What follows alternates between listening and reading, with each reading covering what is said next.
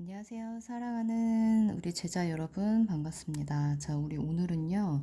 그 전동기 정류자에 대해서 좀 분석을 해보도록 하려고 해요. 질문 중에 그 회전 방향에 대한 부분 질문이 간혹 올라오는데 이거를 선생님이 이제 질답 게시판에 글로 올리는 게 불가능해서 질문이 종종 있어가지고 이제 동영상을 찍어서 보여드리는 거니까 참고하시고 도움이 될 수 있었으면 합니다.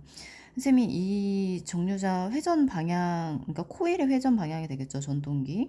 회전 방향에 대한 부분이 여러분들이 이제 교과과정 보면 간이 전동기 만드는 그 수행평가, 거기에서도 이제 학교에서 실제로 실험을 할 수가 있고요.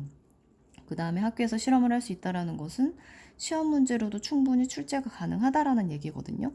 근데 이제 그 중에 도선 에나멜선이죠. 도선의 피복을 한쪽은 다 벗겨내고 그리고 한쪽은 일부만 벗겨내는 그 과정이 들어가요. 그 이유를 시험 문제상에서 출제자가 물어보는 경우가 더러 있습니다.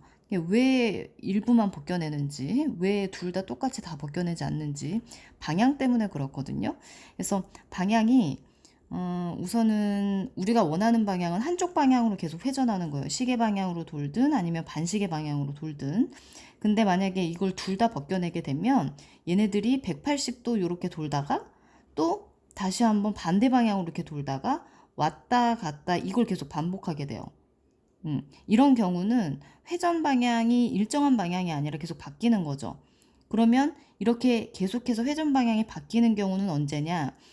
에나멜선을 전부 다 벗겼을 때예요. 그러니까 전류가 중간에 끊김없이 계속해서 흐르는 경우에는 회전 방향이 일정한 방향으로 계속 가는 것이 아니라 계속 왔다리 갔다리 하는 거죠. 되시죠? 자, 그러면 내가 원하는 뭐 시계 방향이면 시계 방향, 반시계면 반시계 한쪽 방향으로만 돌게끔 해주고 싶다. 이게 내가 원하는 부분이다라고 하면 중간에 전류가 한번 끊기는 부분이 있어야 돼요. 그래서 간이전동기에서는 그 피복이죠.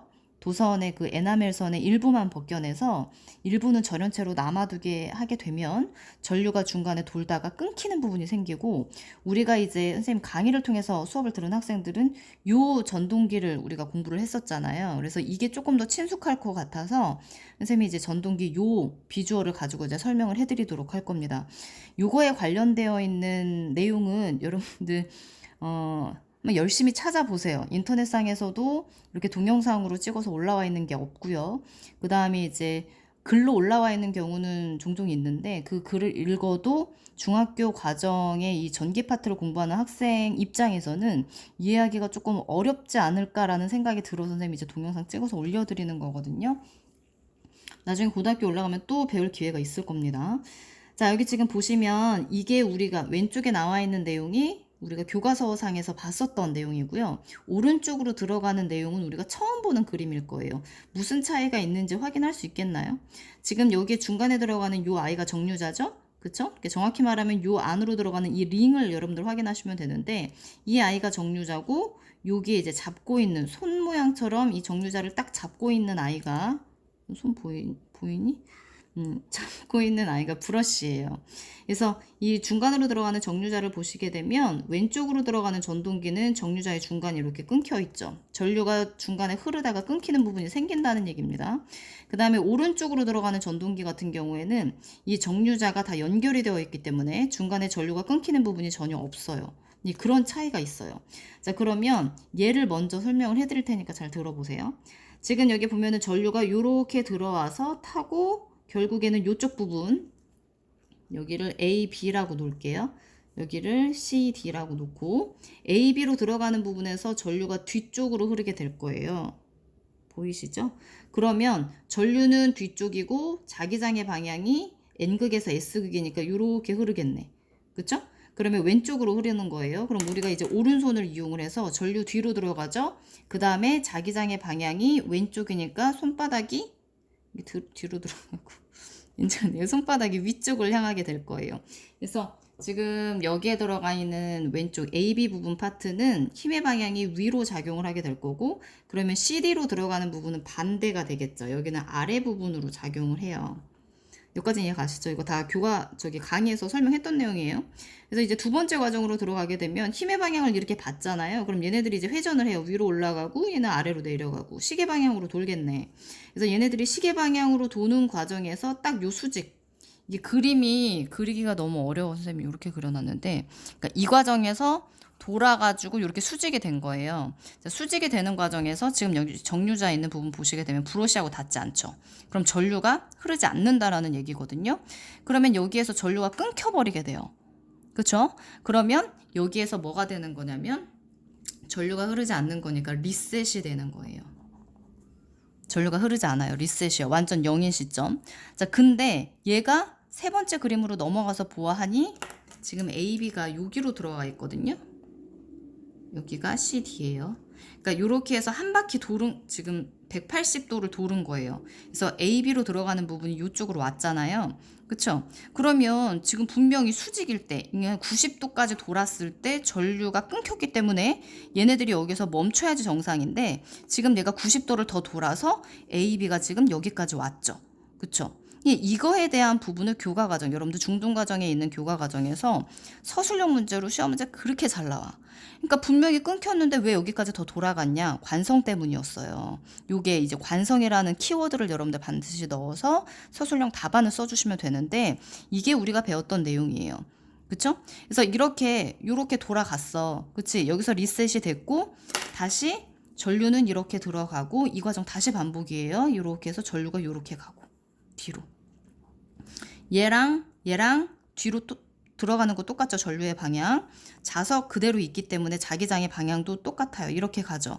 그러면 여기에서 힘의 방향 위로 작용했던 거, 그 다음에 여기에서 힘의 방향 아래로 작용했던 거 동일합니다. 그럼 얘는 또 밑으로 내려가고 얘는 또 다시 위로 올라가고 계속 반복이에요. 대신 A, B가 여기 있었던 게 이쪽으로 갔고 힘의 방향이 지금 바뀌었죠. 여기는 위였었는데 오른쪽으로 넘어가면서 아래로 바뀐 거예요. 이 과정 계속 반복입니다.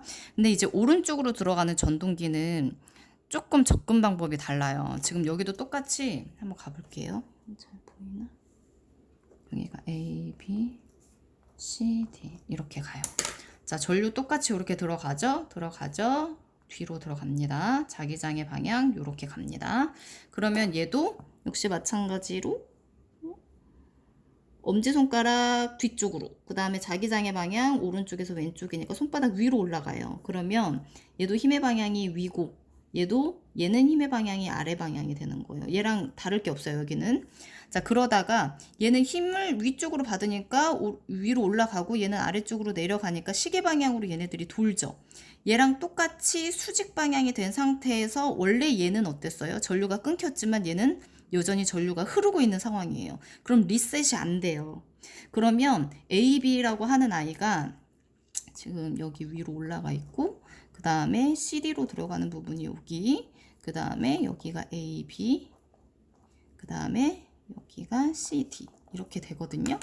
자, 그러면 얘가 지금 안고 있었던 힘의 방향 위쪽이라고 했었던 아이, 그 다음에 CD가 가지고 있었던 힘의 방향 아래쪽이라고 했던 아이를 그대로 품에 안고 수직이 된 거예요. 전류가 끊기지 않았기 때문에 리셋이 안 됐죠. 여전히 얘는 위와 얘는 아래를 품고 또 다시 이렇게 움직이죠. 그쵸? 여기까지는 갔어요. 근데 이제 문제는 뭐냐면 이 리셋이 안 됐기 때문에 AB로 들어가는 부분은 여전히 위에요. 그 다음에 CD로 들어가는 부분 여전히 아래예요. 되죠? 그러면 얘하고 또 다르잖아요. 얘는 중간에 리셋이 한번 됐기 때문에 전류가 다시 이렇게 흐르면서 다시 힘의 방향이 다시 포지션이 정해진 건데, 얘는 여기서 정해진 포지션을 계속 가지고 가는 거거든요. 그러면 AB로 들어가는 부분이 위를 아까부터 이렇게 품고 왔기 때문에 얘는 위로 또 힘의 방향이 작용하고 얘는 아래로 작용하니까 여기까지는 뭐 관성으로 해서 왔다 쳐도 어때요? 얘가 위니까 다시 이쪽으로 올라가요. 얘는 밑으로 내려가고. 그러니까 이 색연필을 기준으로 해서 봤을 때 이렇게 있었던 아이가 여기가 AB 쪽이고 여기가 CD 쪽이라고 생각해 보세요. 이렇게 있었던 아이가 이렇게 해서 이렇게 왔다가 이렇게 다시 오는 거예요. 왜냐면 여기는 위야. 힘의 방향이 위로 정해졌어. 여기는 아래로 정해졌고. 그래서 이렇게 위로 올라갔어, 얘가. 그치? 여기까지 왔어. 근데 여기가 계속 위잖아. 그럼 또 다시 위로 올라가야 돼, 이렇게. 계속 이런 식으로 회전하는 거예요, 얘는. 얘는 이렇게 회전하는 거고. 무슨 차이가 있는지 알겠죠?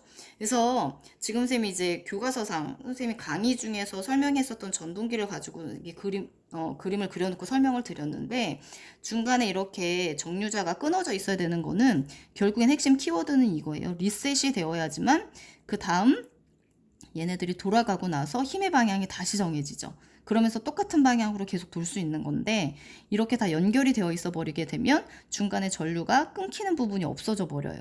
그러면 180도 이렇게 갔다가 또 다시 180도, 그쵸? 왔다리 갔다리 할 수 있다라는 부분 그림으로 설명을 해드렸습니다. 아시겠죠? 듣느라고 수고 많으셨어요.